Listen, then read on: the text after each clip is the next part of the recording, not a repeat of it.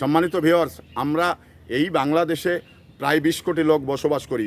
মানে স্বল্প আয়তনের দেশে ব্যাপক জনসংখ্যা, এটা কিন্তু মানে সরকার প্রধানকে হিমশিম খেতে হয়। কারণ কিছু কিছু সেক্টর রয়েছে যা সরকারকে ভর্তুকি দিতে হয়। এটা মানে এটা বাধ্যতামূলক, ভর্তুকি না দিলে আপনার যেমন কৃষি সরঞ্জামে ভর্তুকি দেওয়া লাগে, সার, কীটনাশক, অন্যান্য যেগুলো রয়েছে এগুলো কিন্তু ভর্তুকি দেওয়া লাগে।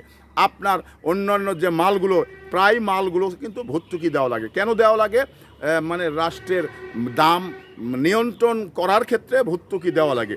তো এমনি সরকার ভর্তুকি দিচ্ছেন, আবার যদি এই বাজারে সিন্ডিকেট হয় নিত্য প্রয়োজনের বাজারে এবং চাঁদাবাজি হয়, মানে সাধারণ মানুষের পকেট কেটে চাঁদাবাজরা টাকা নিয়ে যান, এবং আপনার এই যে দুর্বৃত্তায়ন, রাজনীতিতে যদি দুর্বৃত্তায়ন ধরা পড়ে তাহলে কিন্তু সেই রাজনীতি মানে ঘুণে ধরে খেয়ে জরাজীর্ণ করে ফেলে।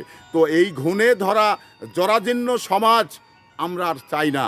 আমরা নতুন একটি সমাজ চাই, নতুন একটি রাষ্ট্র চাই। সেই প্রত্যয় কিন্তু আমাদের ছিল।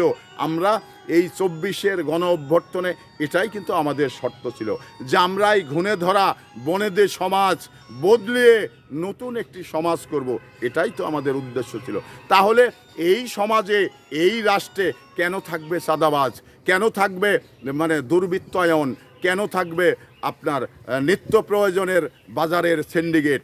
এগুলো সব কিছু অপসারণ করে মানে নতুন বাংলাদেশ, ঘুণে ধরা সমাজকে মানে ফেলে দিয়ে নতুন একটি সমাজ করে সেই সমাজে মানে থাকবে না শোষণ, বঞ্চনা এবং মানে সাধারণ মানুষকে হুমকি ধামকি দিয়ে চাঁদাবাজি, এগুলো শেষ থাকবে না।